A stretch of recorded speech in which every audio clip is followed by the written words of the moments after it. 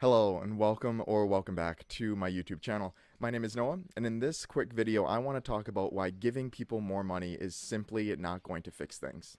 As always, I hope you can take something away from this video, and with that being said, let's get right into it. So the topic for this video, like I said in the intro, is basically why giving people more money to solve economic issues with personal finance and so on is just not going to work. And I'm going to get into my rationale in just a moment here.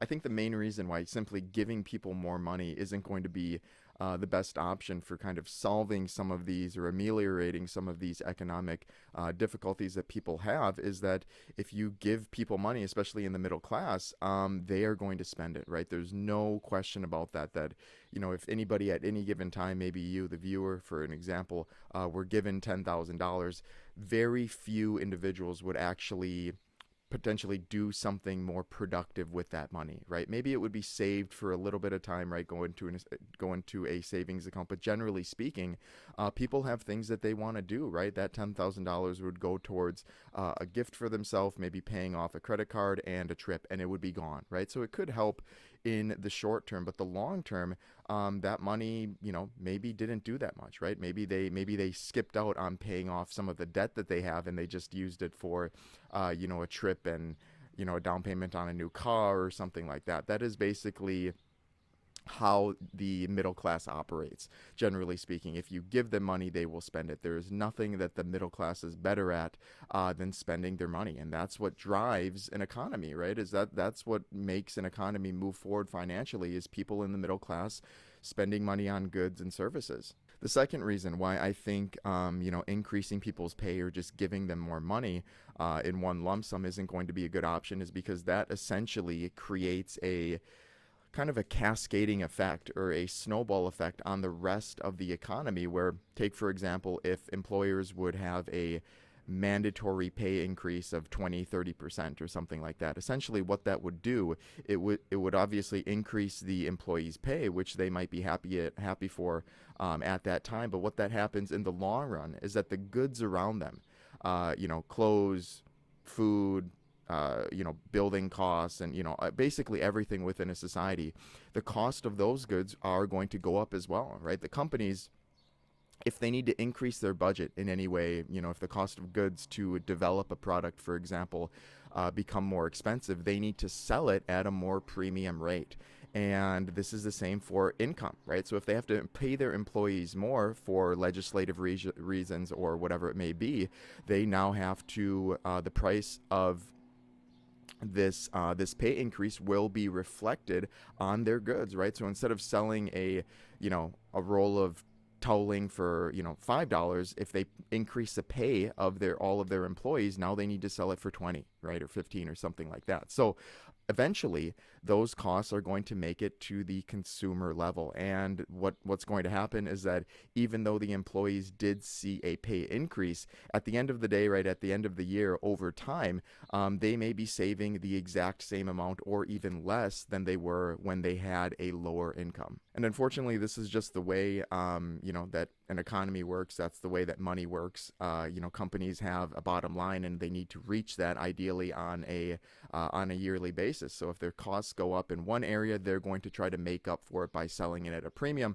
And, you know, when goods are sold at a premium, those costs are eventually going to fall on the consumers. So that's just another reason why I think paying people more, giving people more money may not be the best option long term. So I've given you these two examples, and, you know, the question at this point is probably, well, what is a solution, right? What is maybe the best way to go about this? And I am by no means any kind of economist, right, or expert on this or anything like that. But I think the best opinion that I have on this, or the best idea, is that we need to put more effort into educating individuals on money throughout their time in high school and you know, in higher education as well. Now, I don't recall every single detail from my time in high school, but I definitely do not recall any memorable class on personal finance and how, you know, economics works, how wage increases have worked, how you can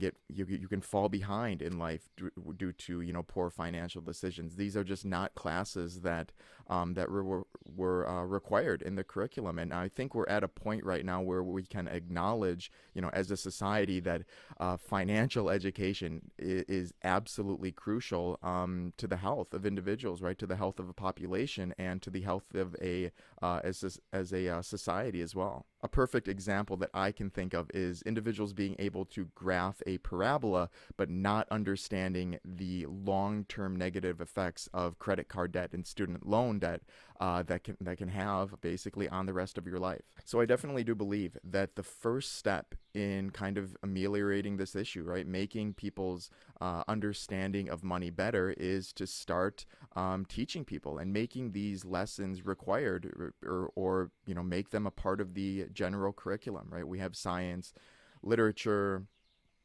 mathematics, cooking classes, gym classes. I mean, I have my own opinions on the general curriculum at this point, but why don't we teach financial literacy as well, right? Why don't we have a class, junior and senior year of high school or something like that, that helps kids understand basically how money works, right? And how their decisions financially, with their job, with their raises, with their with their benefits, their 401ks, how all of that stuff works. It's not terribly difficult, but having at least a foundational understanding of these concepts are going to help people, right? They're going to help people make better budgets, better plan for families, for trips, and take on more enjoyable endeavors that they might want to do in life. And of course, if we make this curriculum basically a widespread deal across the entirety of the United States, what that is going to do is, in a generation, right, and maybe even less than that, it is going to create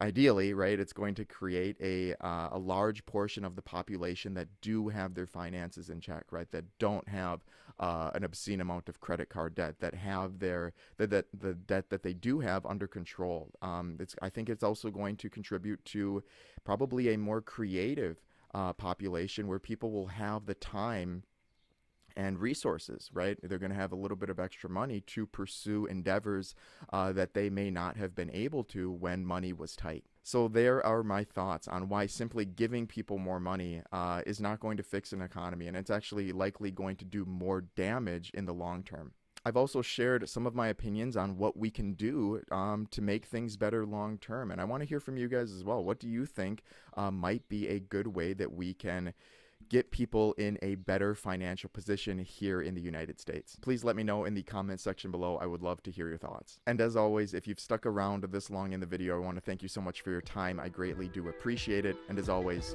happy financing.